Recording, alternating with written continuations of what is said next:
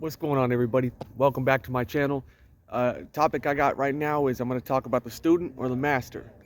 Which came first? Was it Russell Wilson or Pete Carroll? I think Russell Wilson's a system quarterback, but not to where the point he's not going to succeed in Denver. But I believe that Pete Carroll is a quarterback coach, more than we know. And his record at USC proves that with Matt Leinart and John David Booty. I can't even think of them anyway. Carson Palmer.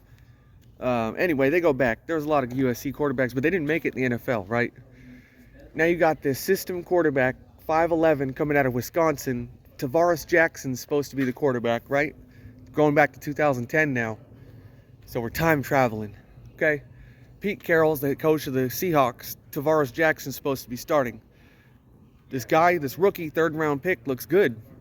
He takes over the starting job. I think at the beginning of the year. It might have been week 2. I might be wrong, but I believe at the beginning of the year.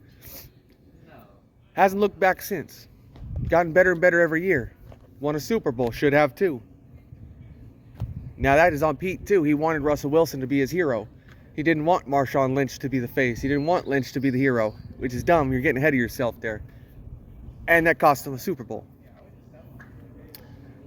Now, looking forward, we're going to Denver, the trade. Now Russell Wilson wants to be the hero. He is the hero, right? He's the leader of this Denver squad. Not looking so good. He's got talent around him. He's got a line around him. He's got a defense around him. Everything he had in Seattle. Denver's a good place to play. Good home field advantage. Don't know. He's got a good offensive coach. I think it's just a system. I think Pete Carroll is more responsible for Russell Wilson's success than Russell Wilson is. You know what I'm saying?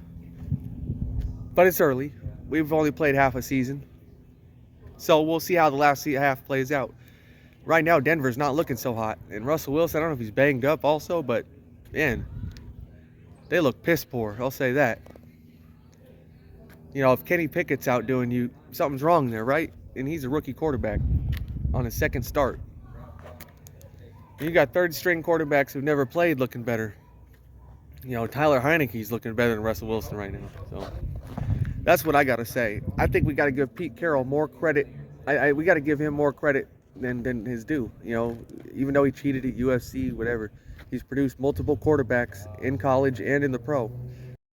And now it looks like Geno Smith is possibly the front runner for comeback player of the year in the NFL. You know, Saquon might win that.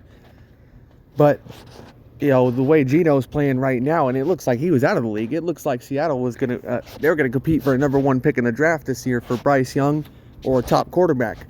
And now, you know, they're up top the NFC West, and they're looking at playoff contention.